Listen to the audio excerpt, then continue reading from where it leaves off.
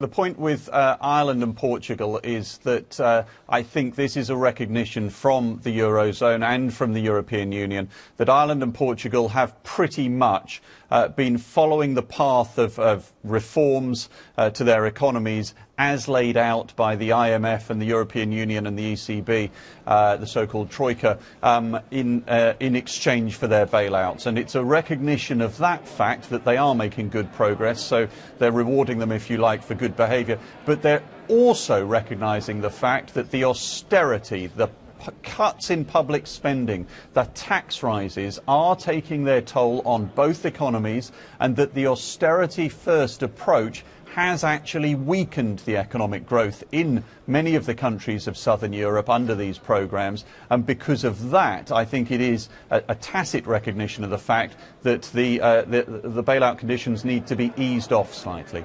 There is some more money for Cyprus. Olli Rehn, the EU's chief economics official, has said this afternoon that there could be some way of freeing up European Union regional development funding and fast-tracking it, if you like, to Cyprus to help out there. That will give them some money. It's not going to plug this 6 billion or so euro gap, which came out in leaked documents earlier this week. Now, there's been some controversy about that. Today, Olli Rehn, that top official who I mentioned, referred to it in his press conference. He said that the media had been comparing apples with pears and coming up with oranges. The 17 billion euro figure, which was the original figure we thought that Cyprus needed, was related, he said, to net financing needs. This new figure of 23 billion is a gross financing concept. Now, if that sounds like he's using words to try and get round the fact that Cyprus is in an even bigger hole than it was at first thought, you might want to refer to what the Cypriot government has been saying.